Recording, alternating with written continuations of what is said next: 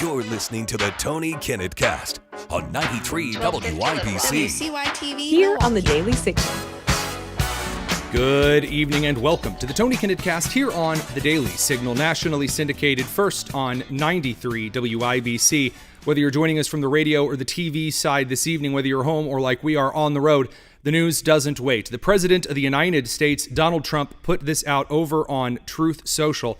And if you are watching via the live stream, I believe we actually have this ready to go from the President, quote, based on conversations with Prime Minister Shehbaz Sharif and Field Marshal Asim Munir of Pakistan.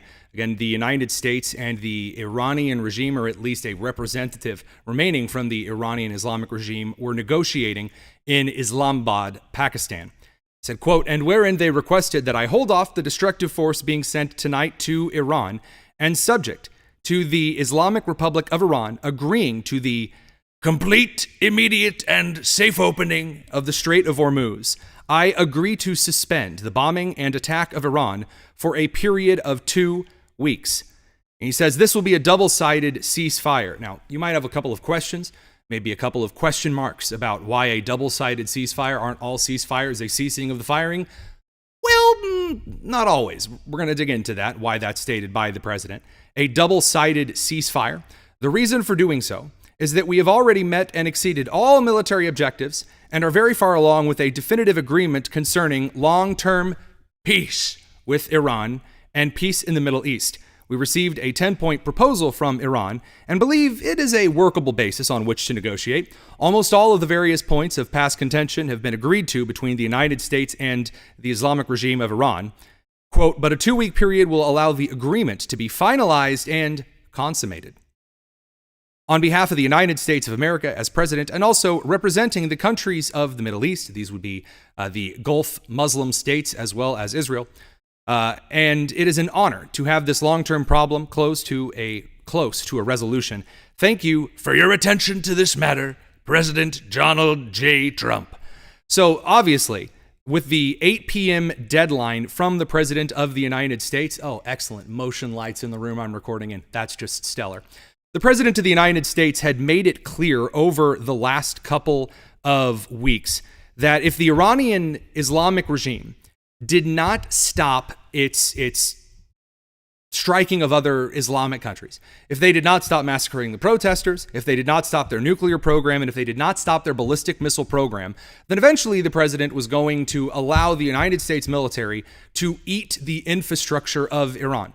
And so what we saw today was kind of a little antipasta, an appetizer, if you will, to what was coming tonight at 8 p.m. Eastern time.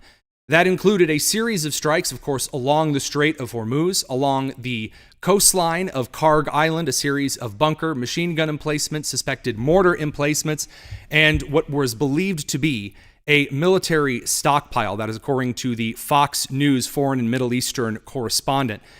So the President of the United States had decided that after previously threatening to destroy all of the power plant infrastructure for the regime, therefore leaving them in the Stone Ages, his words exactly, the President of the United States set this deadline for today, Tuesday, April 7th at 8 p.m. Eastern.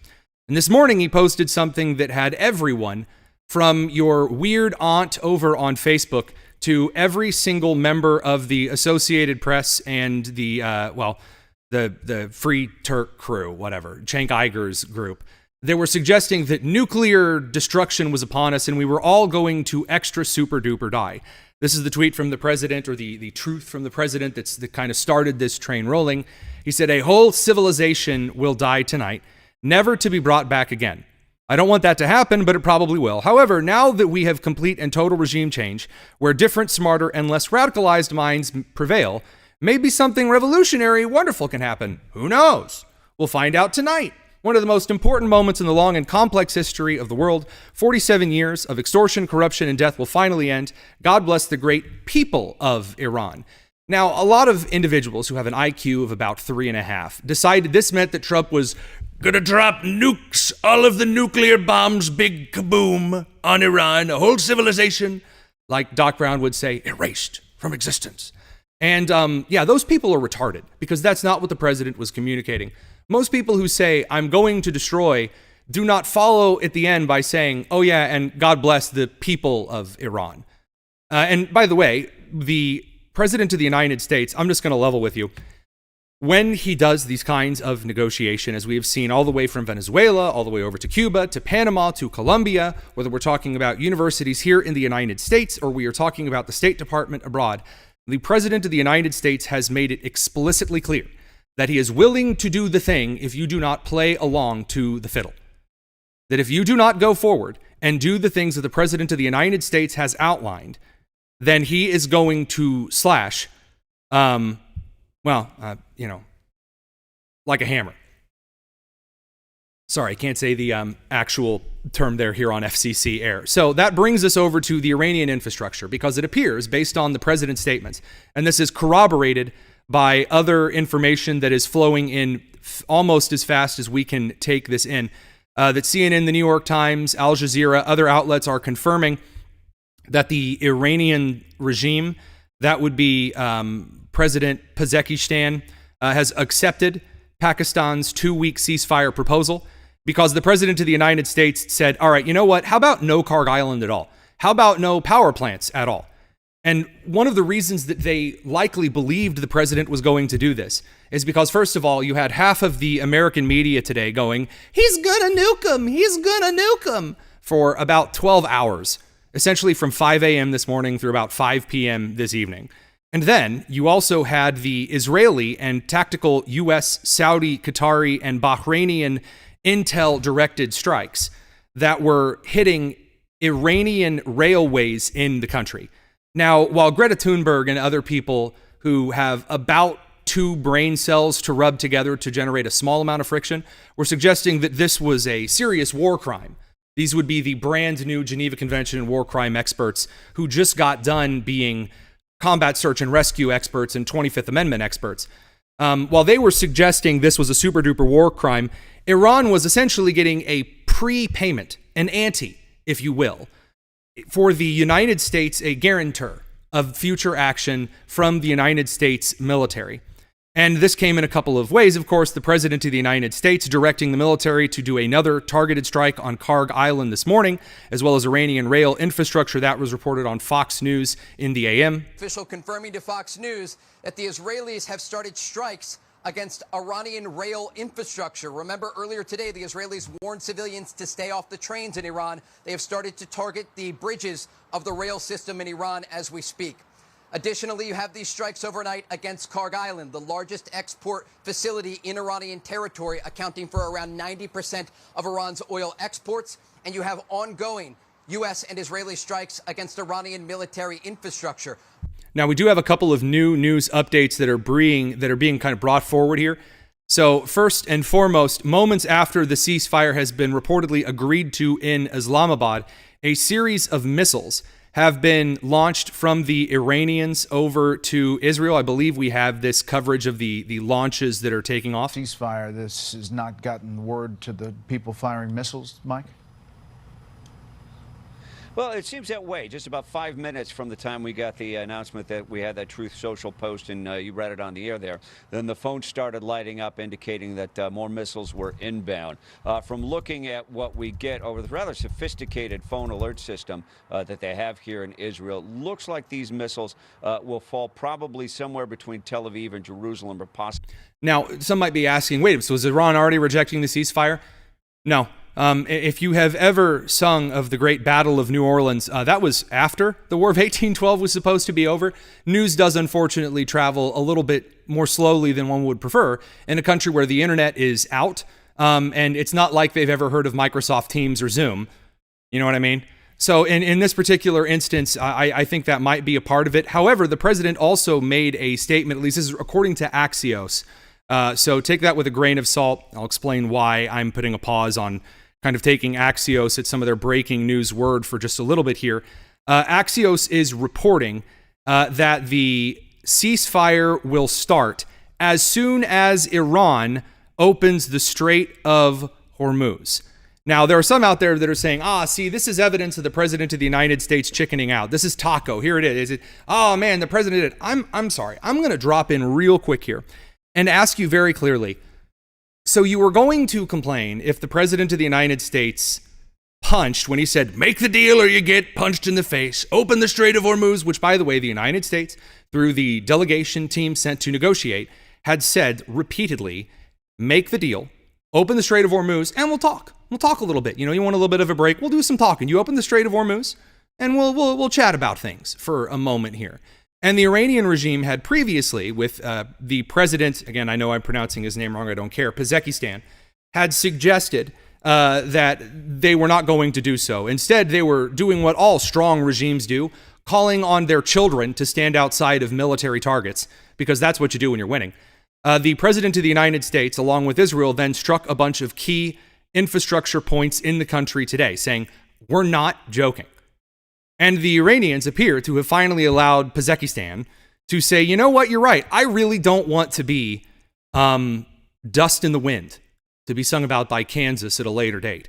So the president of the United States, again, saying that as soon as Iran is going to, as soon as they open the Strait of Hormuz and let the boats flow on, sail on through, unmolested, then the official double-sided ceasefire will begin. And again, the reason the president stipulates here a double-sided ceasefire, if you don't like that this statement is a bit uncouth, maybe doesn't have the diplomatic vocabulary that you're used to when you hear the Secretary of State talking, in fine language in front of the United Nations. The president here in a double-sided ceasefire references that with a lot of Islamic terror regimes, as has been shown again and again and again, it turns out that Muslim religious fanatics really don't like the whole making peace to not blow up thing. In fact, blowing up is kind of one of the things that they're good at doing. And so the president's making it clear, if you can't even get your own people under control, then this is meaningless. Now, I'm going to risk getting in a little bit of trouble and say here on the air in the open that I have a bit more on kind of the insider track as to why the popular uprising in Iran from the peoples of Persia, the other ethnic minorities of which there are quite a few, all the way over from the regions next to Pakistan and Afghanistan over to, of course, the Kurds, and then another smaller ethnic group closer to Bahrain in the west of Iran. Why aren't they flaring up and kind of taking to the streets and storming the Bastille? We'll talk about that here in a couple of minutes. However, I do want to make it clear when I tell you that the series of strikes were not just forthcoming, but were constant, consistent earlier today. Not joking. Reported all day, you see individuals that were doing this kumbaya style, definitely not at gunpoint, as kind of one camera angle showed. People surrounding infrastructure and saying, oh, we're cheering on the regime. It's so extra serious and wonderful. While off in the distance, what you saw were different, what's the term I'm going to go here? Train tracks and rail bridges, as well as roadway bridges that were getting unmade, not exactly getting a visit from Bob the Builder. So the Iranian regime trotted out a huge herd of individuals, again, according to a couple of camera angles at gunpoint, and said, you are going to stand outside of these particular infrastructures and you're going to wave these flags that we're handing out to you, many of which have never been flown before. You can see the actual creases still in the fabric, when they were last dropped off in that container ship from China. And they're suggesting, see, this is the Iranian people standing together and telling the United States, please don't strike us. That doesn't quite work, though, for a couple of reasons. First of all, if the United States was actually going about targeting women and children and babies and old men playing chess in the park, as many were suggesting on social media, then why would they trot out a bunch of their civilians next to the infrastructure targets that they thought Trump was going to strike?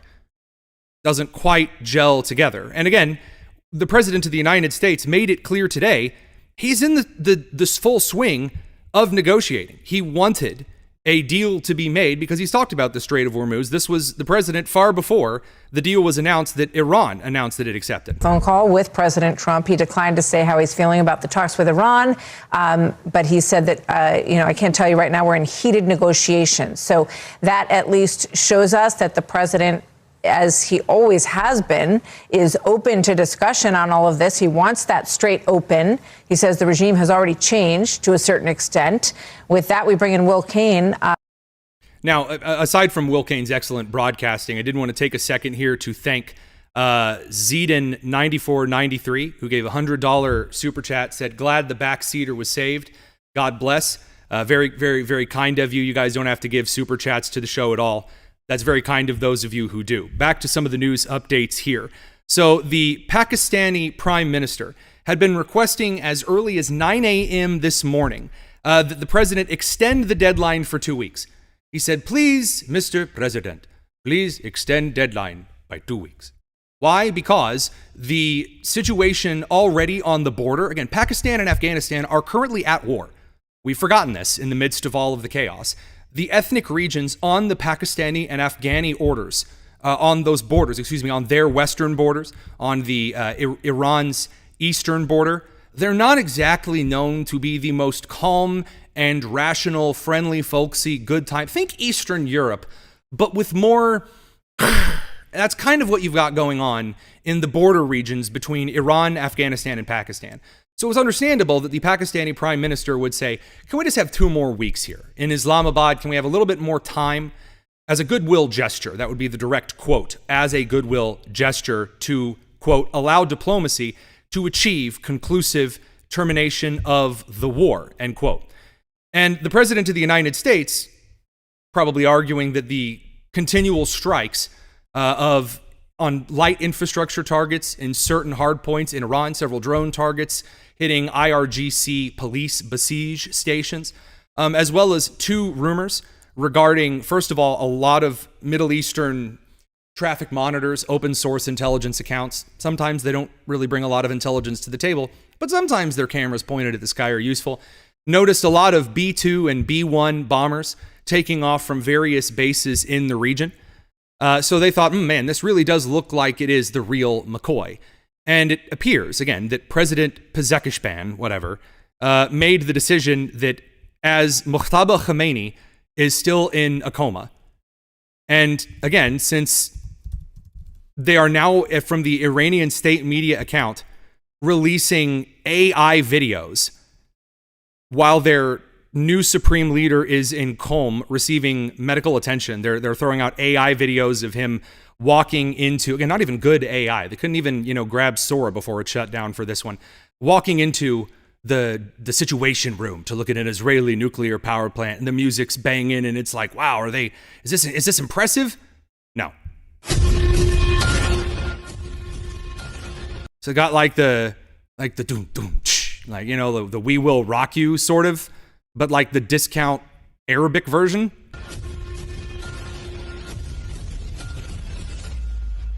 So again, the AI is really, really bad. It's kind of awkward when you have ceiling lights that are hanging but aren't suspended, and the AI also blurs soldiers' voices, the wrong way. Kids, boys and girls, keep an eye out for the AI shenanigans. In the midst of that, it appears that if the president was actually going to move forward and issue a series of directed strikes against infrastructure, what's the UN going to do something? Well, absolutely not. The United Nations Security Council, home to Russia and China, the country that can't even conquer the most corrupt Eastern European country, and B, the guy whose country can't even pour concrete with rebar, made a veto motion to stop the UN from issuing a strongly worded letter to open the Strait of Hormuz. If the UN can't even get involved and say stop effectively, again, I know the UN has such a track record of totally not being a big waste of time and money, then for the Iranian United States operation, impartial war action, whatever it is that you want to call it, well, boys, girls, and squirrels, I mean, there really isn't a lot of argument to be made that the Iranian regime was going to be able to effectuate anything beyond this that would turn the power back on, that would allow them to sell oil to China. That was the very last straw. That is the very last straw that would break the camel's back, and no pun intended. The Chinese were still sending container ships to get oil from Kharg Island and then sail that back to China, where things are so bad that China has no jet fuel. Several Far East Asian economic watchers were reporting China didn't even have the oil and the gasoline, the petroleum products necessary to invade Taiwan had they wanted to. Vietnam had a complete freeze on all sale of petroleum products in the country. And that's just with China sending as many ships as they could to the Strait of Hormuz because of the chaos. So they're not even able to effectuate anything here. So if the Iranian regime no longer has anything left, even from China in this instance, and again, Saudi Arabia and Qatar and Bahrain and the United Arab Emirates, who the French betrayed, are of course justifiably pissed. Well, where does that leave us? The reporting this afternoon was that there was a deal expected to be closed between the United States and Iran. This 10-point plan from the Iranians right now has a million different shapes flooding across social media. So as one comment said, what are the actual, quote, 10-point peace plan, plan-a-rooney here from the Iranians? I'm not seeing anything specifically that is confirmed. I will say, however, according to the New York Times, as well as Al Jazeera, and according to a U.S. official talking to Al Jazeera, all military operations against Iran have been halted. The United States has entered the ceasefire, so it appears that the President of the United States has accepted an Iranian plan to reopen the Strait of Hormuz. Now, another piece of news coming in, of course, this via reporting secondhand over at Fox, suggesting that the Israeli government is not particularly pleased with the ceasefire, which is funny because, I was told the Israeli government was leading Trump around on a string. And so, of course, this completely tosses that on its head, but regardless. Well, the Israelis, for what they know so far with the details in this 2-week delay in the war, they're not too happy with the details, but they say it's President Trump's decision to make. The Iranian response was to fire another missile at Israel. It wasn't 5 minutes from the time that Truth Social post went up that our phones lit up with another incoming missile. This missile was intercepted over Jerusalem. The shrapnel came down. We've got no word of any injuries. It should be noted that word had gone out through the IDF that we should anticipate a lot of missile fire tonight, and they have not taken that down yet. So that's a situation right now. Sometimes we see here in the Middle East that they will fire one just to be defiant at the end, but it's also possible that word hadn't gotten out to the rocket crew. There you go. That's kind of the second half in the update there on what we had seen from that earlier announcement of the missile strike. That's from Nick Sordor sending that clip over our way. Huge thanks to Nick. So this forward here, what does this actually mean? What can we expect out of this? Well, a couple of reports are suggesting some of the terms on the 10-point plan, according to an announcement from the Supreme National Security Council, meaning like last week's janitor and this week's Supreme Super Duper General Sergeant Captain Major Shooter person. If he was any more falsely decorated, he'd be Tim Walz. But, both run fraudulent governments, so... In this case, the 10-point plan, according to Fars Plus, which is an Iranian state media source, that they are, again, saying the U.S. totally accepted all of these points. I'd say patience. I would say very unlikely, but I will give you the points here, just because some of the comments are asking, and I think, why not? Quote, the United States is committed in principle to non-aggression, continued Iranian control over the Strait of Hormuz. I would doubt it. Iran wasn't even able to effectively claim the entirety of the control over the Strait of Hormuz to begin with. Acceptance of enrichment. Absolutely not a thing that has been accepted. Lifting of all primary and secondary sanctions. Again, no. Termination of all Security Council and Board of Governors resolutions. Again, very, very, very, very, very unlikely. Termination of all Security Council and Board of Governors. That's more likely. Anyway, payment of damages by Iran. I'm guessing that they're suggesting they might pay for some of the damages against Gulf states. They're also suggesting the United States is going to pay for damages caused to Iran. Again, I doubt it. And then the withdrawal of U.S. combat forces from the region. That ain't happening, Captain. That ain't happening. I'm sorry. The idea that we're going to abandon Incirlik in Turkey, yeah, we're not abandoning Incirlik. That's not happening. The cessation of war on all fronts, including against the heroic Islamic resistance in Lebanon. No, not happening. I don't think so. I very much doubt that the President of the United States has brought this forward and brought this through. And the core reason behind this, believe it or not, does move through to the polling and the price of Brent crude. Now, we're going to dive into some of the crazy market, dated Brent crude oil price per barrel here in a couple of seconds. But before we get into that, I do want to cover one last piece here from the Trump administration. What does he get? What does the president get if he makes the deal here to open the Strait of Hormuz and go back into talks. What the president gets out of this is a massive reduction of the scope of the Iranian regime and more time for gun running. That's it. That's what I've been holding in my pocket. I found out about this a little bit this morning. So I might as well be very, very clear. God knows I've hinted about it quite a bit. I have a fair amount of contact with those who are in private military companies, PMCs, private military contracting agencies in that region of the world. And one of the things relayed to me was that the United States, and this has also been seconded by U.S. officials as well as the President of the United States, that the key point of delivering arms to the Iranian people to rise up against the government has to come through the Kurdistan people. And there was an initial concern that the Kurdish people were going to take the arms and they were just going to hold on to them. They were just going to bolster their own support for when they had to fight in Syria, Iraq, and Iran simultaneously was the idea. That is not what took place. However, it has been a very grueling and difficult process to get the firearms. You know, your assorted Kalashnikovs, and I actually don't know exactly what types of rifles have been smuggled specifically. I would assume Kalashnikovs, given the ease of access to ammunition in the region already. And, you know, Kalashnikovs you can stick in wet mud, pull it out 2 months later, give it a light cleaning, and it fires perfectly.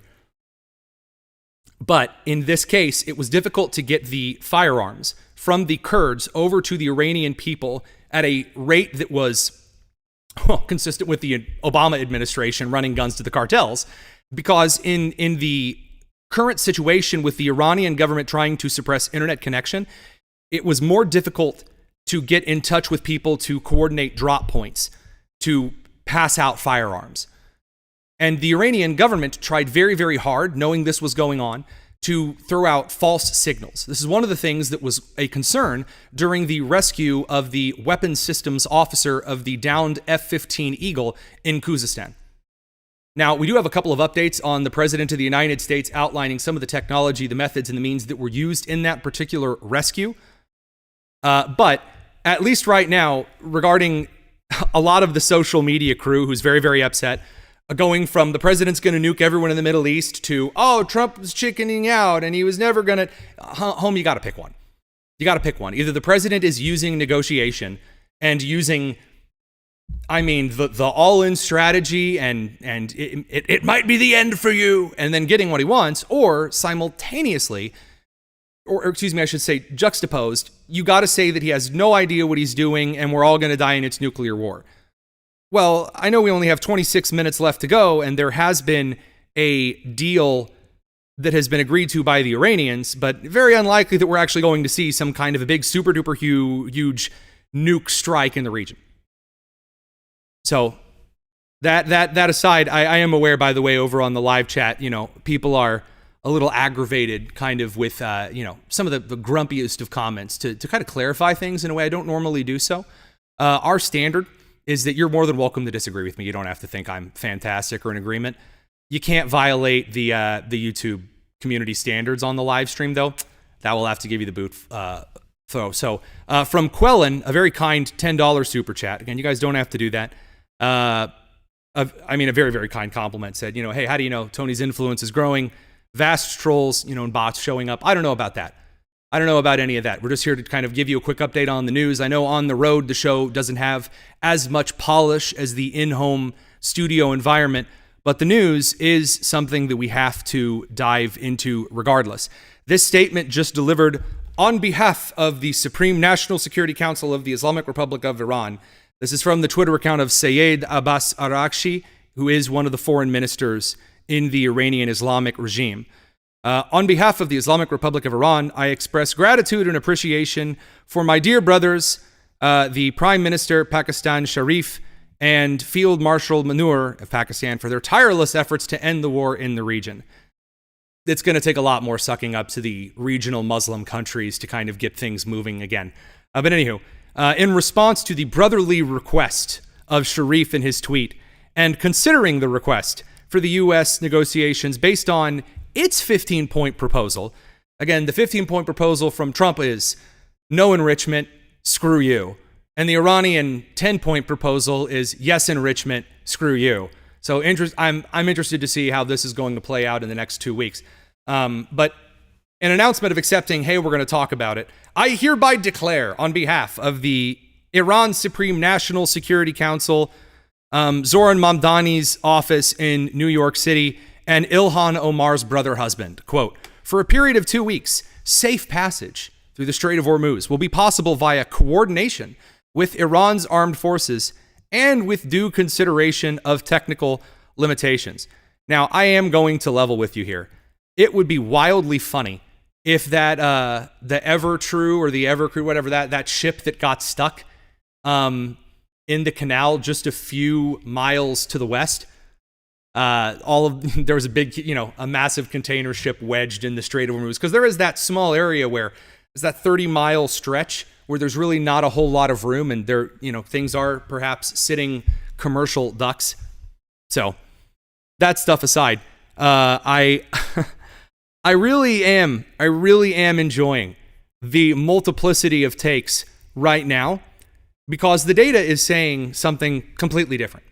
The data is saying something completely different. So first of all, while today at the announcement that Trump was striking Kharg Island and its military targets and might strike the Iranian infrastructure, and at, by the way, the thought that the United States could be the sole nation, if taking Kharg Island, be the sole nation in charge of selling oil to China from the Middle East, which would not be a very exciting day for Winnie the Pooh, President Xi of China. The Brent crude, it got a little spicy. So this would be the physical cargo pricing, not futures, spiked to a high of $144 a barrel. Now, back in 2021 into 2022, it spiked up to like 138. Brent futures are still 110. So there were a lot of accounts running and saying, oh, wow, Brent crude, it spiked up from $110 a barrel to $140 a barrel. No, Brent futures are still at $110 a barrel. It's kind of been sitting there throughout the day. I actually had a long discussion about this with producer Daniel, who's not only our executive producer, but kind of a macroeconomics mastermind, about refiners paying up front right now and kind of trying to get in on the actual barrel purchases. But financial markets aren't really pricing in sustained disruption. So what you're getting are kind of like a higher upfront cost at some ports, but you're not actually seeing this over a broad scope, because while the market is global, different prices for different ports. That does change some of the calculus here. Now, Reuters is reporting that the New York Federal Reserve President John Williams said that the Middle East energy shock could push up headline inflation this year, and that the New York Fed's March survey showed one-year inflation expectations rose to 3.4% from 3%. However, there have been other kind of Federal Reserve economists who have stumbled forward to say that's also not true, because the rate of inflation increase is trending downward. And so essentially they're kind of hunting in the dark. And when I say hunting in the dark, I mean the labor numbers were also expected to be something totally different in Q1 than what they actually ended up being. And that's also the same with energy production and sales globally, as well as kind of the global shipping data that comes in across a whole different series of categories for groceries, for construction and labor goods, for military accentuated and commercial labor goods, things like steel, certain industrial chemicals that you're not painting your house with at Home Depot when you have a new build. So these kinds of products scaled around the globe, a lot of people are hunting in the dark. So when you have a lot of people hunting in the dark, you get a lot of crazy, insane, goofy nonsense that come to the table. Because when a lot of economists are hunting in the dark, they're not releasing speculation. So the New York Times and the Wall Street Journal and the New York Post, all the way over to some of the local outlets around the country, don't have economists that are strutting forward with their, I predict everything will be great, or I predict we're all going to die, the Jim Cramer on CNBC style of takes. Well, then you've got to have something that fills that vacuum. And unfortunately for the country, everyone was on this today. And it was a wild Super Smash Brothers brawl of a fistfight style day. And this particular fistfight style day, I am sorry, I shouldn't check text from our Daily Signal correspondent in Ohio during the show. Some of you guys in the comment section are absolutely hilarious. The Iranian craziness came to the forefront. And so what we saw today when the president got up this morning and said, we could see a civilization ending this evening. Now, there are a lot of people suggesting different things on what the president meant. Again, with the God bless the Iranian people at the end, one would assume he's talking about this civilization that was built through the Muslim caliphates that raped Europe and Africa, that consistently, brutally proselytized to the blade and the bullet any individuals and civilizations that they came across. That could be what he's talking about. We don't know. Based on the president's comments, though, that he meant like, we're going to take every Persian rug and we're going to set it on fire. Also, you know what? That Iranian tea brand, the Persian, we're going to toss it in the harbor. No, that's not what the president of the United States was suggesting. That didn't stop, of course, former Representative Marjorie Taylor Greene from announcing 25th Amendment in all caps with an unnecessary amount of explanation of points. Not a single bomb has dropped on America. We cannot kill an entire civilization. This is evil and madness. The gaslighting? No. The gaslighting, very, very unlikely. There's a lot of people from Alex Jones to Candace Owens to Tucker Carlson, who were saying that, oh man, how could you mock Muslims and be so mean? And Tucker Carlson making the bizarre argument today that just like the Democrat senators were suggesting, the president of the United States had officials under him who needed to start disobeying orders. Bizarre. If you work in the White House or in the U.S. military, now it's time to say no, absolutely not, and say it directly to the president, no. In case you're thinking about using some weapon of mass destruction against the population of Iran. I love how we went to nukes. So we went straight, he's going to nuke. We hadn't dropped the mother of all bombs. We hadn't dropped daisy cutters. There's just an entire selection. Neo in the Matrix, the gun rack spinning by, a whole menu of options that the United States could have used that had not touched yet in discussing destruction to Iranian physical targets that does not involve a nuke. You guys do realize that there's this thing called wind and weather, and a nuclear strike carries that fallout, that radioactive dust. I don't know if you know this, the Middle East is freaking dusty. Ask any man who served in Operation Enduring Freedom about the dust that would seep into the room temperature ripet you were trying to drink. All right, dust is a way of life. Radioactive dust in the Middle East, yeah, that weather doesn't stay there. That sweeps over a huge landmass. The United States was not about to nuke a country. Stop it. But here we have a guy saying, oh, he's weapons of mass destruction. In whose name we liberated Iran. We killed their religious leader for their benefit. Do you remember that? This was last month. Those people who are in direct contact with the president need to say, no, I'll resign. I'll do whatever I can do legally to stop this because this is insane. And if given the order, I'm not carrying it out. Figure out the codes on the football yourself. Yeah, okay, that's stunning. This is from the same guy who lost it that the president of the United States would mock Islam. Now, again, I saw a lot of Facebook posts saying that when President Trump at the end of a tweet telling Iran to open the effing strait, oh, wait a minute. Hey, check it out. Iran's opened the effing strait. How about that? Anyway, when the president was making that argument on Easter and then at the end clearly and sarcastically said, praise be to Allah, and a lot of people were losing their minds saying, oh, how could he say that? So terrible. A quick reminder that even those like Tucker Carlson knew that the president of the United States was mocking radical Islam, and he got really upset about this because there's an entire crew on the left, the Senate Democrats, the House Democrats, and those who aren't in office, some of whom, like Marjorie Taylor Greene, used to be in office, but are on kind of the pseudo podcast sphere, right? Suggesting that oh man, mocking Islam is it's so wrong, it's terrible. Here was that explanation. The message in our Bible, which is you are not God. And only if you think you are do you talk this way. But it's not just mockery of Islam. And no president should mock Islam. That's not your job. This is not a theocracy. We don't go to war with other theocracies to find out which theocracy is more effective. Okay. Again, first of all, the idea, and he goes on to complain that, well, I mean, actually mocking Islam is mocking the very idea of faith itself. Yeah, that's retarded. No. How about no? So bringing it back to the deal, a couple of updates. Right now, Brent crude futures are plummeting.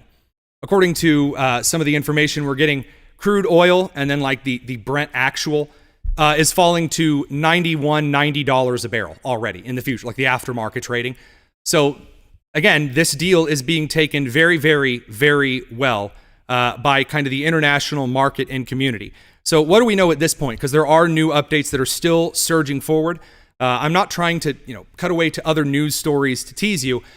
I want a little bit of clarification on a couple of these bits of information and confirmation before we deliver them to you. The first is a confirmed report that there has been a major explosion in the Baghdad, Iraq airport vicinity. Victoria base has been targeted. Again, we don't have a lot of information on whether that came from some kind of a drone or missile strike, possibly one of the ones on its way over to Israel. Again, if it's accurate enough to hit the airport, probably not. Or if that was someone, strapping on a backpack and getting a little excited. A White House official has now issued a statement that it may take a little bit of time for the orders to reach the lower ranks of the Iranian or the Islamic Revolutionary Guard Corps.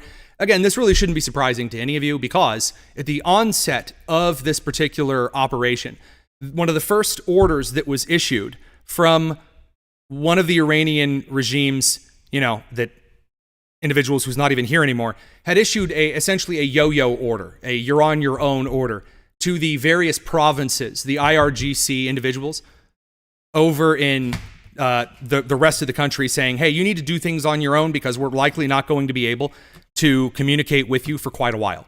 So yes, it would make sense that it would take them a little bit of a while to get over those orders to trickle down.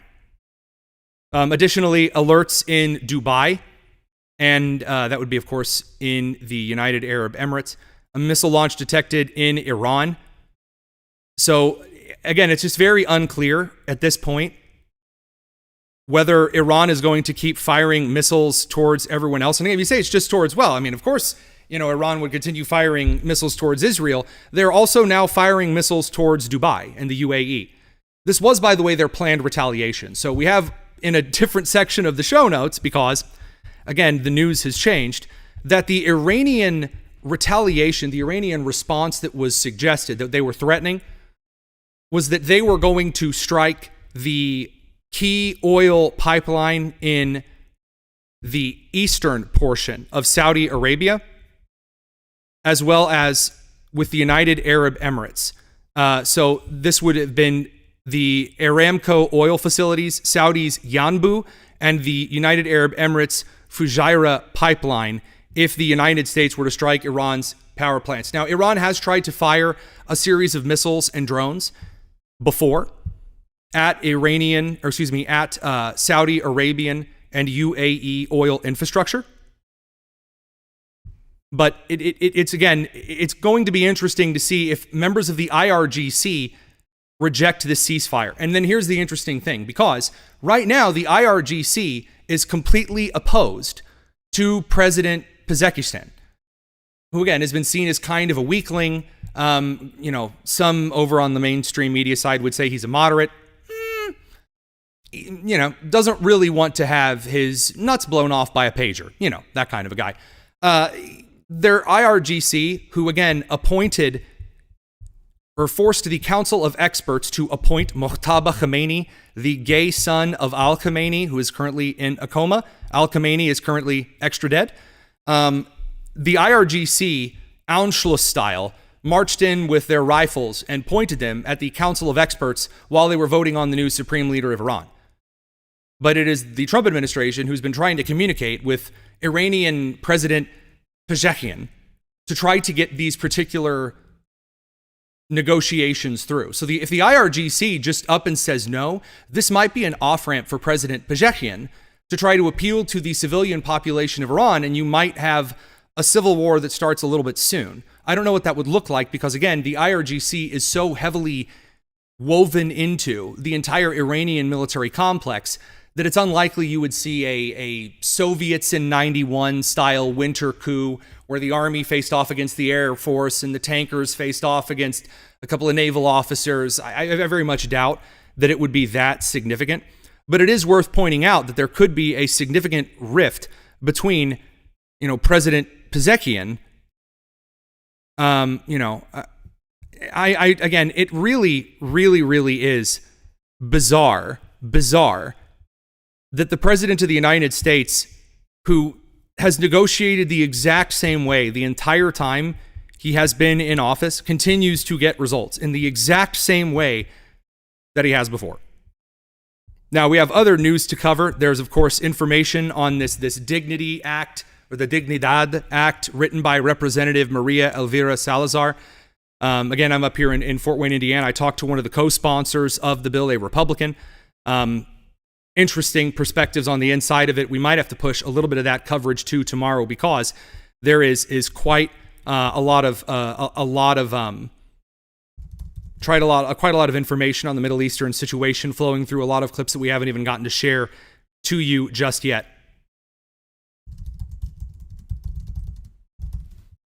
Clarifying a few things with one of my intelligence sources that's currently in Bahrain. Yeah, I mean, just a whole list of those suggesting the president needed to be impeached because he opened the strait back up. Because he was, again, his statement in which he used the term "a civilization might end tonight," or he said a whole civilization will die tonight. They took that to mean that he's going to kill all of the people of Persia and Kurdistan and the other ethnic minorities. From Nancy Pelosi saying Donald Trump's instability is more clear and dangerous than ever. If the cabinet is not willing to invoke the 25th Amendment, do you not know Marco Rubio? Anyway, and restore sanity, Republicans must reconvene the Congress to end the war. Best of luck to you. Very, very fine. Best of luck to you. Some of the other information trickling in, just a bizarre.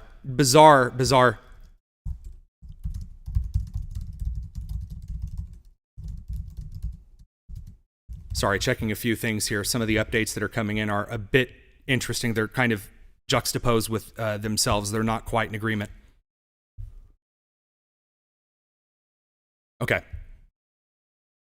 All right. Oh, we have to send the radio broadcast and TV crew out in a second. We'll continue on the live stream with this for a little bit longer. Sorry for some of the vocal pauses. I did want to make it as accurate as I could this evening. So, according to Barak Ravid over at Axios, he says a U.S. defense official has told Axios that the ceasefire is in force and the U.S. has suspended strikes in Iran, and that the White House official to Axios has said the U.S. expects it's going to take some of those orders time to trickle down to the lower ranks of the IRGC. But a different U.S. official is, again, this is just leakers upon leakers sharing little things from inside the administration, saying that if the Iranians are attempting to fire at U.S. bases in the UAE, then it will retaliate on sites from which those missiles flew. Now, there are still drones that are active over the skies in Iran, as well as some of our surveillance equipment that are probably keeping track of, again, probably thermal flares, other information like this.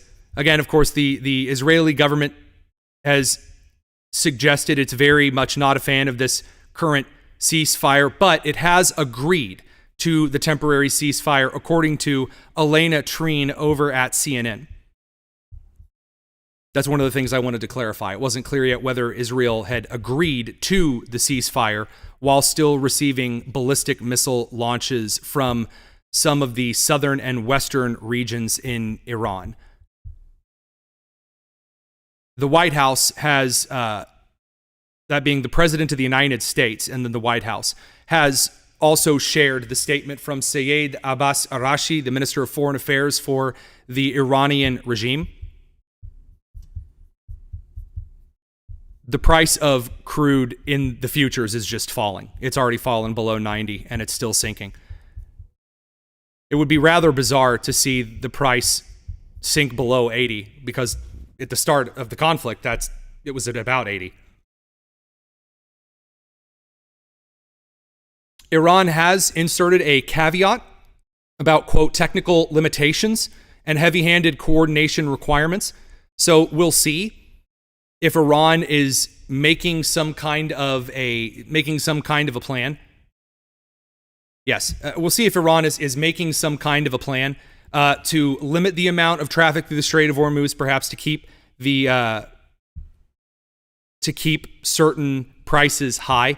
Again, that's in speculation territory. We normally don't report that to y'all as news over here on the Tony Kinnett Cast. I will take a second to answer a few mail time questions. Those that have thrown in, comments that, we've seen here. Those also over in the show's Discord. Of course, a link to that Discord in the description. From Marcus Holiday with a really kind $20 super chat. Again, you guys do not have to give money to the show. Saying, hey, great show tonight, Tony. Thank you very much. Just a question for you. How does this conflict affect the psyche of the American people? For example, how the war in Vietnam negatively impacted the American psyche during and after the war.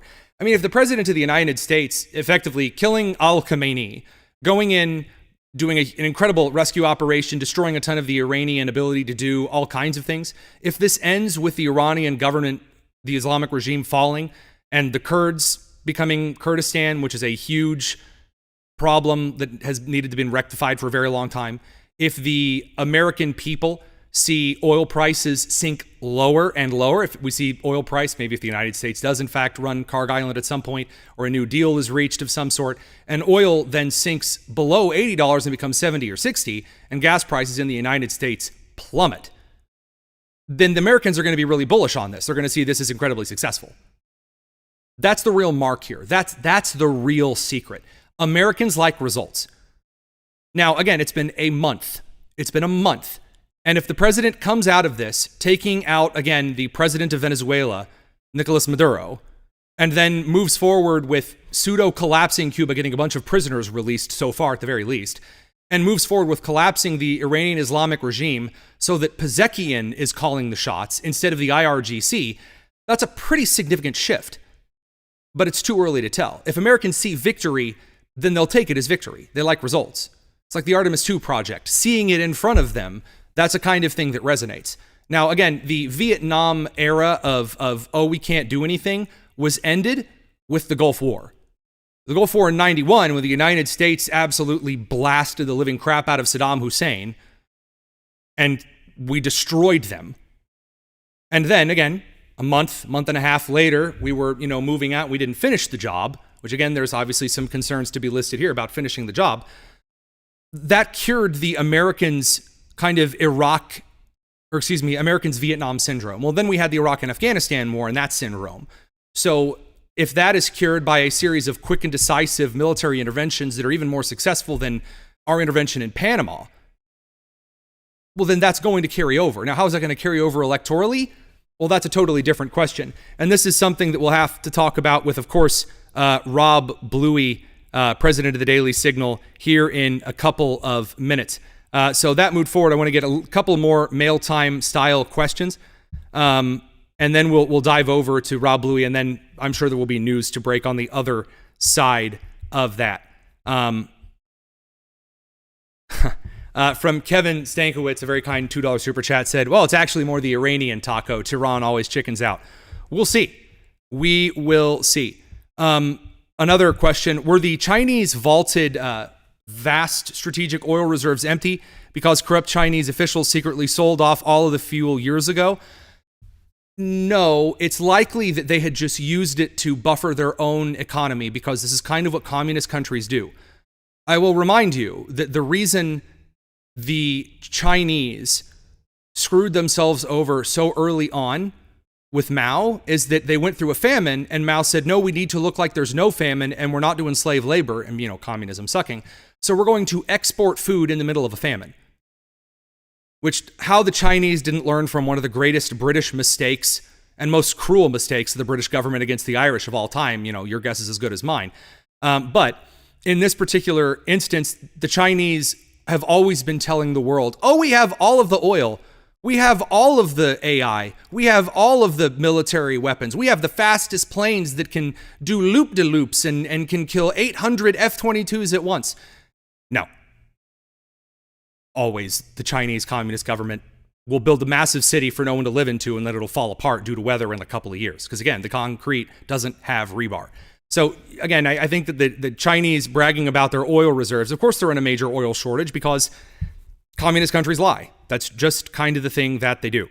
All right, we're going to cut over to our interview that we were able to do a little bit before I headed up here north to Fort Wayne regarding the updates from Capitol Hill and what Congress is actually going to do. Does this change some of the calculus on the president's decision and also the 60-day timer before the president has to go to Congress? If Iran cuts the ceasefire at the end of 2 weeks, does this count as a new military operation? Those are some important questions. So we're going to cut over to Rob Bluey. Don't go anywhere. A lot more to cover tonight. It's the Tony Kinnett Cast here on the Daily Signal.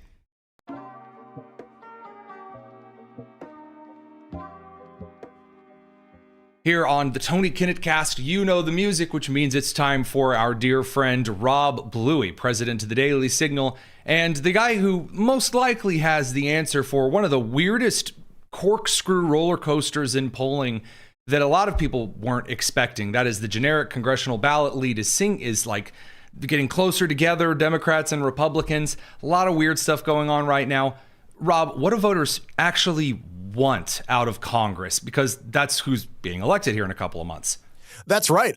We are counting down the days. I mean, there are some big elections between now and then, a lot of primary contests that will determine whether or not the Democrats go to a far left approach to the candidates they're putting on the ballot. I mean, we're already seeing Graham Planter, the far left candidate in Maine, who has a double-digit lead over the governor, Janet Mills.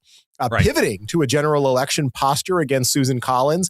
And so I think that Republicans are salivating at the chance to maybe take on some of these socialist Bernie Sanders style candidates in general election contests. And maybe that's an indication, Tony, as to why the generic ballot is the way it is, because there's obviously a contingent on the left and the Democrat Party that would like to nominate hardcore progressives for these Senate races or these House races. In some cases, they haven't been successful in some states. The moderates and more independent-minded individuals have pushed back on that. But as we saw with the most recent release of the Heritage Action Scorecard, covered exclusively by the Daily Signal, there are, I think, only 3 Democrats in the House who scored anything above a 0 on that scorecard. And so the party is, exactly. The party is already on the far left. I can't get much more extreme, but that just goes to show, where things stand right now. And obviously, it's good when you head into an election to have that kind of a buffer. If you're a Republican, you're running in the election, you say, well, at least I'm running against Jack the Ripper and also the schizophrenic straitjacket wearing person running in whatever district. But that's not enough to get people out to vote for you. Maybe that's enough to demoralize people not to show up for, again, the crazy person who takes baths with toasters. But on your side of the aisle, you got to encourage, inspire people to actually think you're worth showing up for. And I'm not quite sure, if I look at the self-reflection polls on the right side of the aisle, that Congress has done, what's the word here, anything to appeal to voters. Yeah, I mean, we've gone through, let's rewind, obviously, to last year, where the big focus for the first 6 months of the year was on passing the president's one big beautiful bill. Right. That was a priority for both Speaker Johnson and Majority Leader John Thune. At first, they debated, should we do 1 bill, 2 bills? They eventually came to decide that they were going to pack everything into one piece of legislation. They got it done. The president triumphantly signed it on July 4th of 2025. And we're seeing the results of that now in our tax returns. I don't know about you, Tony, but I mean, I got a refund this year that was larger than most years past. And I think a lot of Americans are seeing the benefits of Republican governance. The problem is they immediately went from that one big beautiful bill to trying to fund the government. And of course, we know they got sidelined by Democrats who threw up everything that they could to have the longest government shutdown. And we still have a shutdown of the Department of Homeland Security, for instance. And now you have a situation where the clock is really ticking on Republicans' ability to get another reconciliation bill through that can enact the rest of Donald Trump's agenda. And that is the big question when Congress returns from this recess. Number one, they have to solve the DHS funding situation. And it seems that they've reached a resolution, at least how they're going to do that without ICE and Customs and Border Protection. But yeah, there's a lot more that they can do, particularly as you indicate, with voters expecting them to actually get the job done.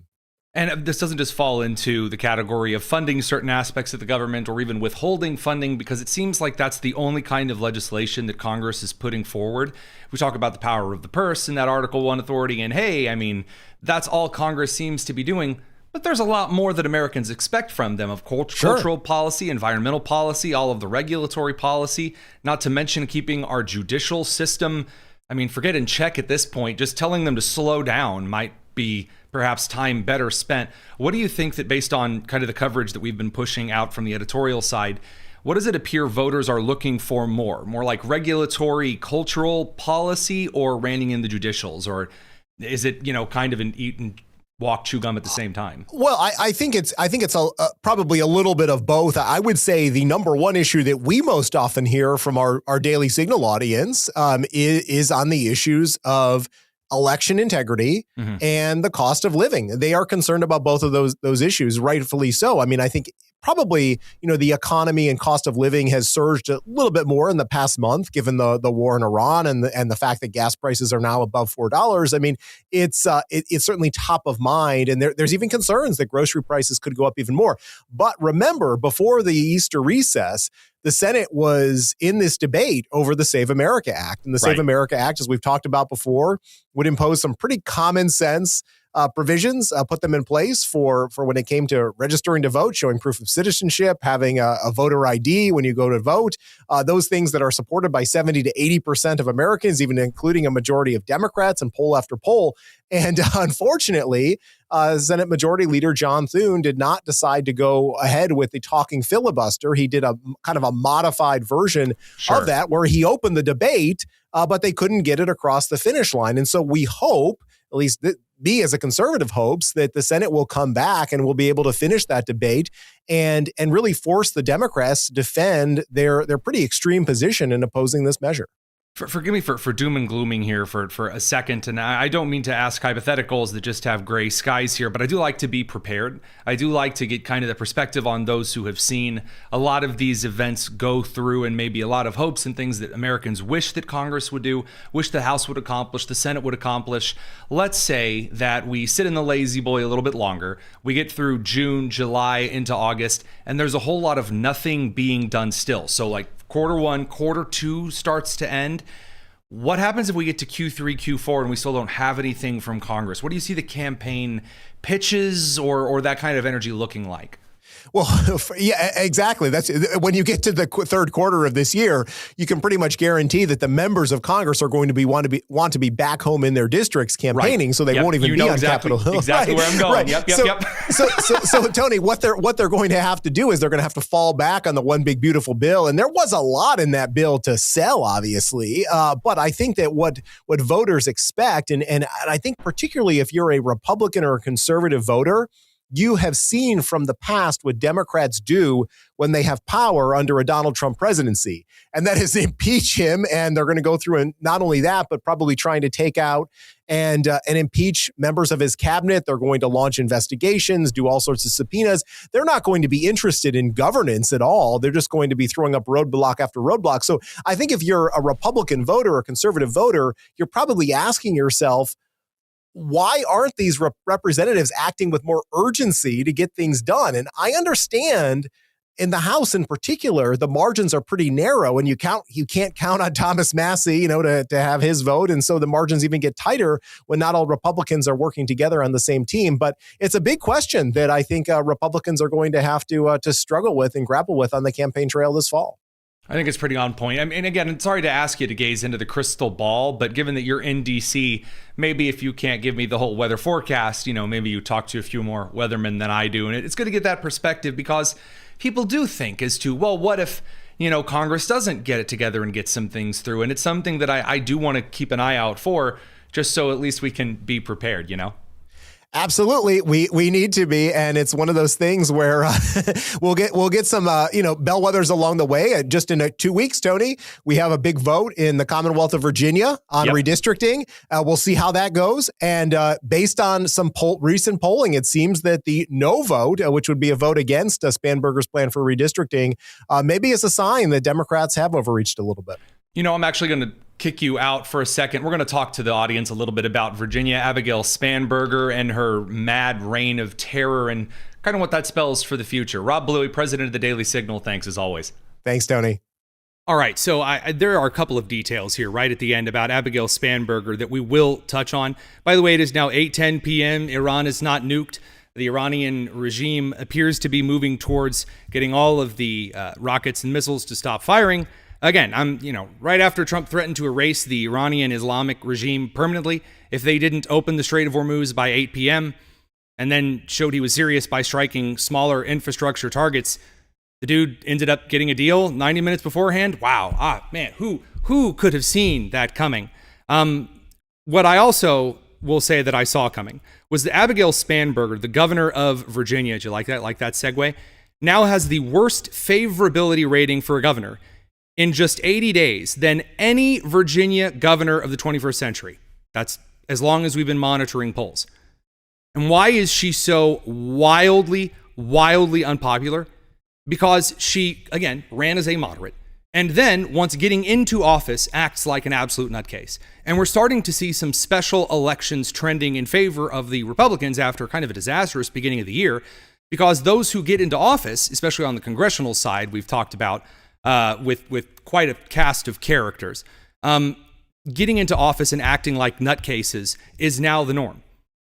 So now we are able to say via the decision desk is calling the Georgia election for not Democrat Sean Harris, but for the Republican, according to decision desk, this would be now Representative-elect Clay Fuller. So he was expected to win. This is Marjorie Taylor Greene's old seat. There was a rumor that, maybe this was going to flip Democrat. No, looks like he won that special election this evening. That would be the Republican candidate, Clay Fuller, who is now going to be the representative-elect of that district down in Georgia. Now, back to Spanberger. So once you're in office, though, this kind of craziness, it really is getting to the point where you might see this impact the redistricting vote in Virginia. Because Spanberger didn't come in and govern as a moderate. She's governed as a nutcase.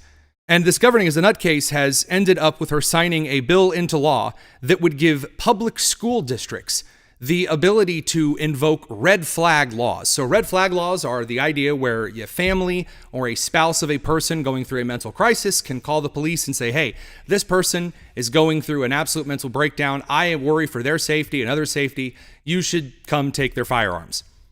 Now, I have a lot of issues with red flag laws to begin with, because what's to stop your crazy ex from deciding that, they want the cops to come take all your guns away? Again, that's a thing that has been seen before. But what Abigail Spanberger just signed into law, this is according to our Virginia news crew over at the Daily Signal. Spanberger just signed into law a provision that would allow schools, public schools in Virginia, to decide that a parent, a person, is mentally unstable and then ask the police to then go and confiscate their firearms. Homie, that's not a moderate position. That's not something moderates do.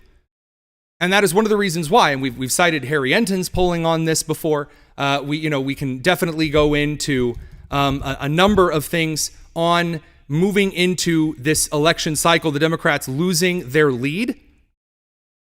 And again, the Democrats are still in the lead on the generic ballot, as one would expect, but that lead is shrinking considerably. Here's Harry Enton on this data. We've shared kind of some of the earlier points on it. The lines are continuing to get closer and closer and closer. Well, I would say this, Mr. Berman, and that is that this lead is historically low for Democrats at this point with a Republican president. Because take a look here. I'm taking a look at the average of all the polls. Dem generic congressional ballot lead at this point in the cycle with the Republican president. On average, their lead's actually slightly less. It's 5 points. That's less than it was back in 2018 when it was 8 points, and way less than it was during the 2006 cycle when it was 11 points. So, yeah, Democrats are ahead, but they're only ahead by 5 with a president whose net approval rating is bordering on -20 to -30, depending on what polls you look at. You'd make the argument Democrats should be way ahead, and they're just only sort of slightly ahead. Now, to be clear, 5 points might be enough for them to retake the House, which is really a narrow margin. Yeah. Would not take much at all for the Democrats to get this. Would blow it. The Senate is a different matter. Yeah, the Senate is a different matter. I think 5 points is enough to take back the House. But in the Senate, 5 points is almost certainly not enough if you apply it to the Senate map. Why do I? Now, of course, we've already talked about the why with Rob Blue. We've talked about the fact that no one really cares for Congress, and we'll cover that in some of the news later this week. Some of the updates from Iran. The Pentagon has announced they're holding a press briefing at 8 a.m. tomorrow morning. We'll bring you into the updates from that. Pakistan Prime Minister Shehbaz Sharif has said, quote, "With greatest humility, I'm pleased to announce that the Islamic Republic of Iran and the United States of America, along with their allies, have agreed to an immediate ceasefire everywhere, including Lebanon." So that would mean including Hezbollah, that's quite the update. Effective immediately, he puts that in all caps. He said, "I warmly welcome the sagacious gesture," sagacious, ooh, "and extend deepest gratitude to the leadership of both the countries and invite their delegations to Islamabad on Friday, the 10th of April, 2026, that's 3 days from now, to further negotiate for a conclusive agreement to settle all disputes." I'm going to let you in on a little secret. Very unlikely that is, in fact, settled, but we'll have to see. Again, we will see some of these things in play. Again, the Brent crude falling, the Strait of Hormuz open, at least for the meantime, changes some of the calculus. And again, as we talked about early in the show, it allows for some gun running to continue. Either way, right now, the degradation of the Iranian regime and their effectiveness in any kind of forward capacity, that's pretty significant. That said, last statement here from Shehbaz here. Both parties have displayed remarkable wisdom and understanding. I love diplomatic butt kissing, don't you? I love everyone is smart and wise and amazing. Anyway, sorry. And have remained constructively engaged in furthering the cause of peace and stability. We earnestly hope that the Islamabad talks, be still my beating heart, succeed in achieving sustainable peace, and a wish to share more good news in the coming days. Now, I know that English ain't this dude's first language, and you got to put a little flowery prose into a statement. That's just what diplomats do. But again, interesting stuff. I was told quite consistently that, the president of the United States was going to nuke Iran, and then he didn't. Now I'm told that he's a chicken for not nuking Iran, which is, I love the triple standard. It's absolutely stellar. Again, also worth it pointing out how truly hilarious it is that the Democrat Senate and House are trying desperately to argue that the president of the United States needs to be impeached via the 25th Amendment when they had an actual corpse in office less than 2 years ago. So best of luck to him. A real good luck to him, I guess. So that all said, genuinely hope you guys have an excellent evening. Before you go, if you subscribe to the channel, throw a like on the video, we'd really appreciate it. I mean, seriously, that would be great. Really helps us out for sure. We'd love to see you back tomorrow evening, 7 p.m. Eastern from home in our actual home studio. So again, thank you so much for joining our coverage on this breaking Iranian news. And we will keep up on some of these additional details, and also tomorrow, a lot of the stories that we were unable to tackle today. Again, if you'd like to join us over on our show's Discord, chat with us a little bit more, throw in some questions for mail time, the link to our Discord is in the description. That said, take care and have an excellent evening. This is the Tony Kinnett Cast here on the Daily Signal, nationally syndicated and first on 93 WIBC.